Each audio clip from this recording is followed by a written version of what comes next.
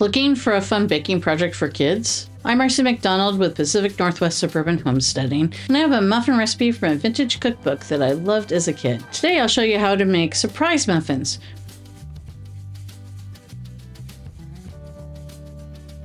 I recently rediscovered a vintage children's cookbook that a cousin gave to me when I was a kid. I've mentioned before that I'm largely self-taught. Well, a lot of what I learned about cooking and baking, I actually learned from this cookbook. Today we're going to be making something called surprise muffins. It's a good basic muffin recipe from this book, but has a little bit of surprise, which I loved as a kid. In the middle, you have a little dollop of jam or jelly. So when they bake, it's hidden inside, and when you bite into it, you get to find the jelly. Though in practice, it does kind of leak out sometimes depending on how much jelly you put in there. One of the first steps is preparing your muffin tins. The recipe says it makes a dozen. It says to grease just the bottoms, but these tins are kind of old and have been a bit beat up. I'm going to use cupcake wrappers. So we'll just pop these in here.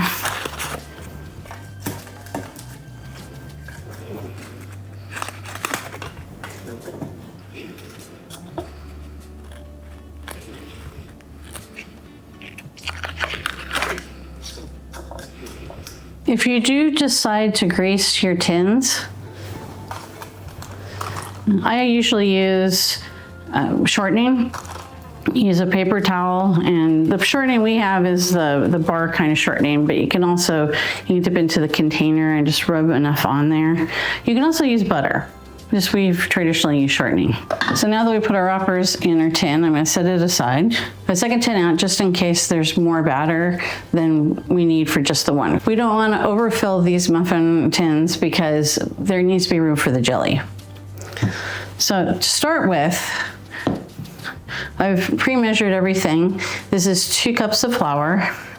An interesting thing about this cookbook is it's a Betty Crocker cookbook. So it specifies a brand of flour, but any all-purpose flour will work just fine. We'll add 1/4 cup of sugar, 1 teaspoon salt. It also calls for 3 teaspoons of baking powder. Now, I don't buy commercially prepared baking powder because it sometimes has a metallic taste to me.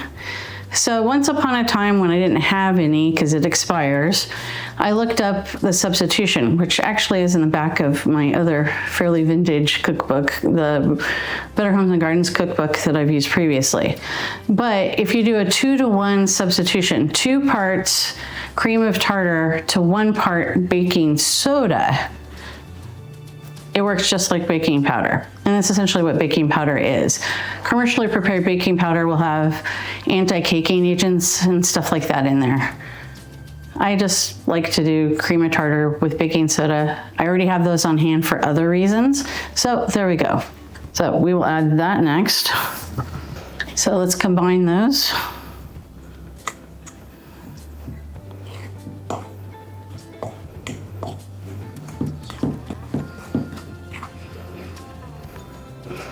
And it says to form a well in the middle, and that's because we'll be adding our wet ingredients.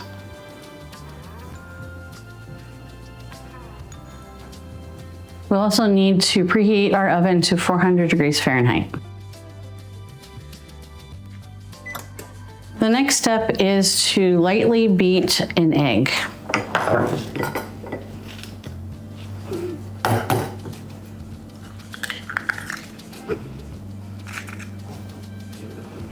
It is after we fish out the bit of shell that got in there.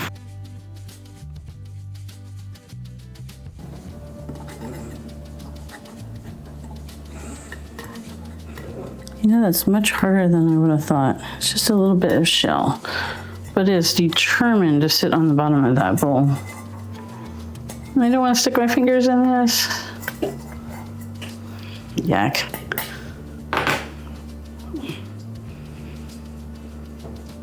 I think I washed my hands. Come on, there we go. Did I mention this recipe is really good for doing with kids? I'm reminded of that because I found yet another piece of shell. I never have this problem, but of course, because I'm recording. And once again,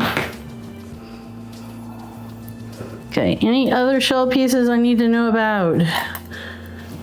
Now that I've retrieved all of the eggshell bits, let's lightly beat our egg.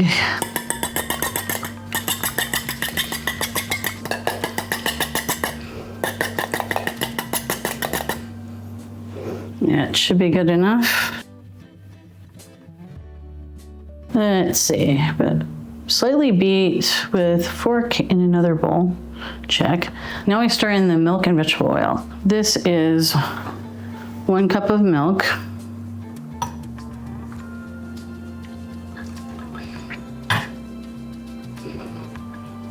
And a 1/4 cup of vegetable oil.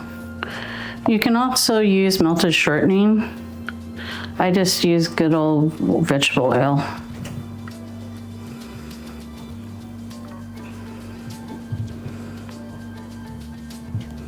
Okay, we got that all stirred. Now we are supposed to put all of it at once into the well.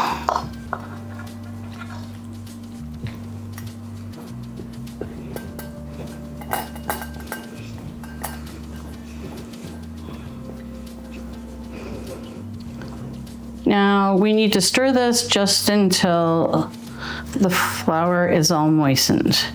You do not want to overwork muffins if you want the light, tender texture that we're looking for.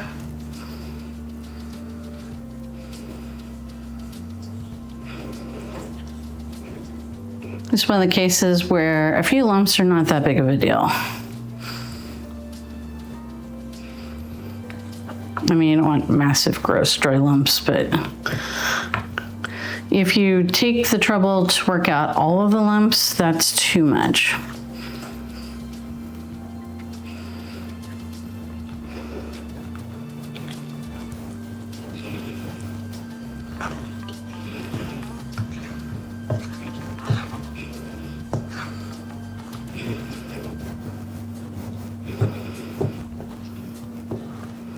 Gonna scrape the bottom of the bowl so you don't have dry stuff stuck there. Looks like we're just about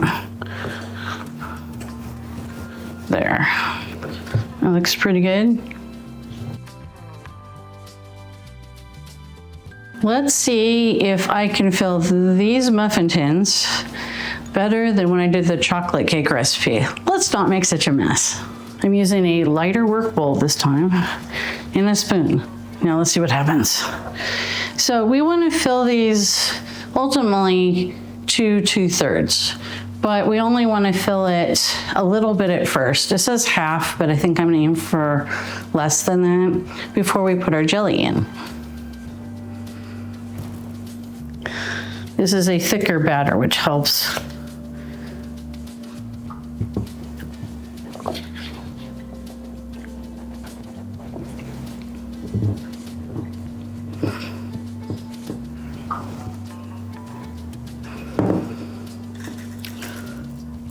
You want to make sure you cover the bottoms because we want to keep the jelly inside if we can. Okay. Looks like that's gonna flatten out a little bit. So I'm using apricot preserves, but you can use any kind of jelly. Homemade's awesome, but I don't have any right now.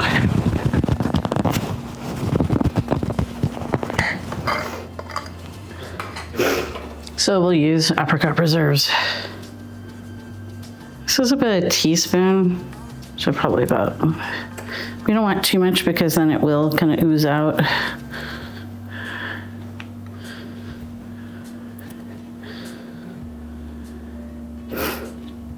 Trying to center it.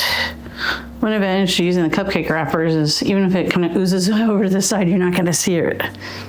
Being very, very careful not to get any of the batter on the spoon because we're dealing with raw eggs. Do not want to put salmonella in my preserve jar.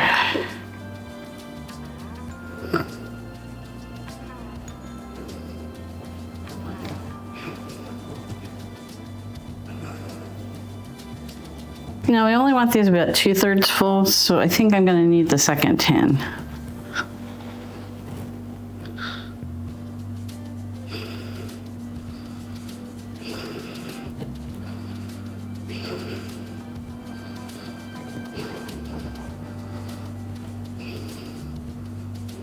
So I think I'm overfilling these. I think medium cupcakes in 65 were a little different than cupcakes in 2025.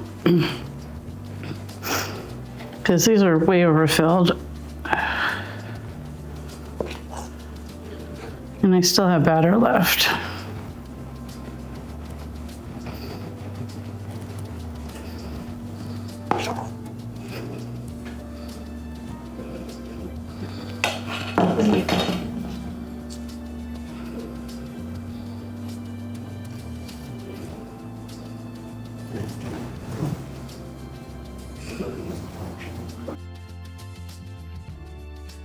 So next part, we stick them in the oven. It's already beeped, so we're up to temperature.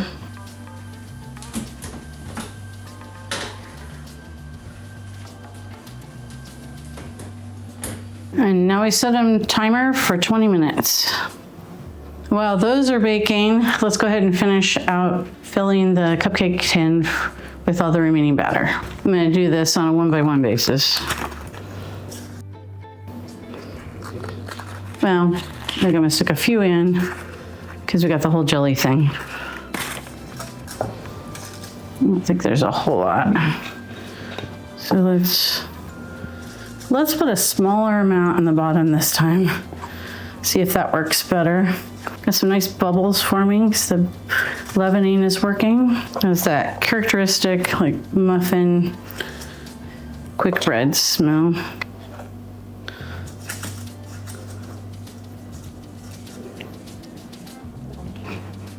Try a smaller amount of the jelly. I think I got over enthusiastic with the first batch.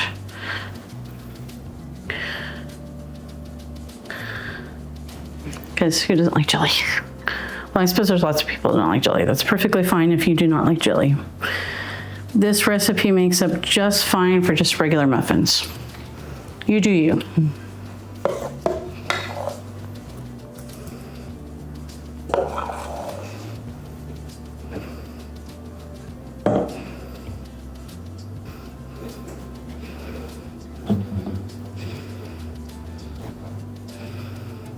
Just make it look so easy on those shows.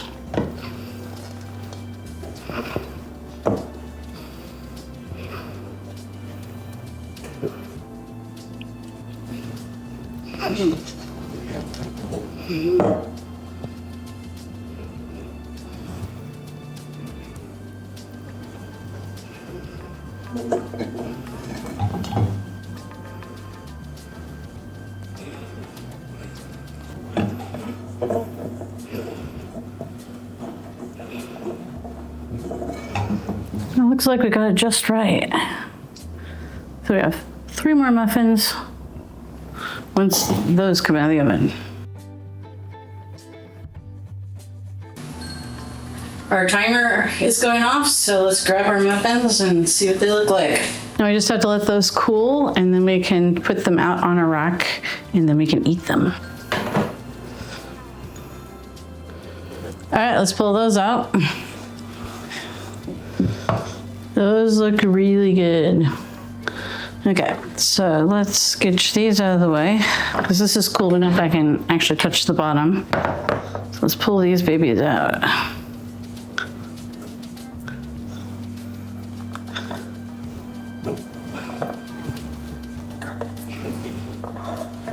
So let's see what they look like inside.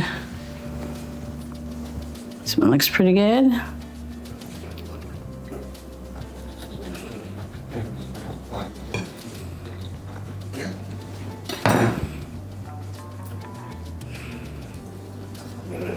So you can see inside we have the jelly there, all hidden and nice. We have a very tasty treat. Now let's taste test. And peel off the wrapper. It's easier to peel than if you do it before.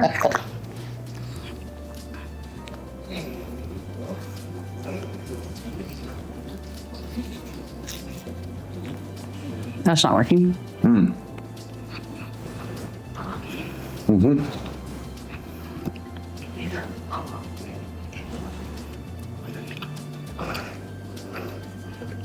I remember them being good, but it's been years since I've had them. It's kind of like a really mild cornbread with that hit of jam right in the middle. I like that.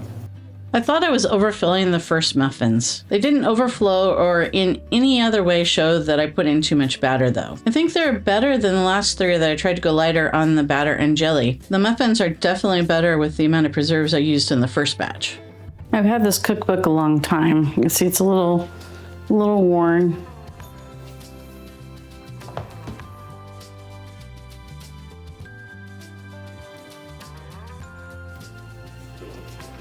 Page has been torn out. My mom wrote my name on the page. I think I'm missing a page or two. But all the important stuff is here. Being a children's cookbook, it's got a page that just defines things like dice, cut into very small 1/4-inch squares. That's useful information. It's a little weird thinking of this as vintage. I looked up the cookbook online since it is missing the copyright page. Vintage is not a well-defined term, but generally refers to anything before 1999 or is at least 20 years old. Antique is 100 years old or older. Thinking of so much of my life as vintage makes me feel like an antique. Anyway, I love this old cookbook and have used it quite a bit.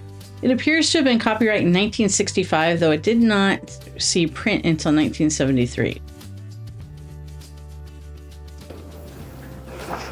I'll probably be making a few recipes out of this book because there are a lot of fun recipes I made when I was a kid. And it's always fun breaking out the vintage recipes, especially because things haven't really changed that much. And there you have it, surprise muffins. I haven't made them in years and they definitely had some surprises for me. Hope you'll give them a try, either as just plain muffins or as the surprise version with jelly jam or preserves in the middle. Thanks for watching. Please like and subscribe. Until next time, be curious, keep an open mind, and never stop learning.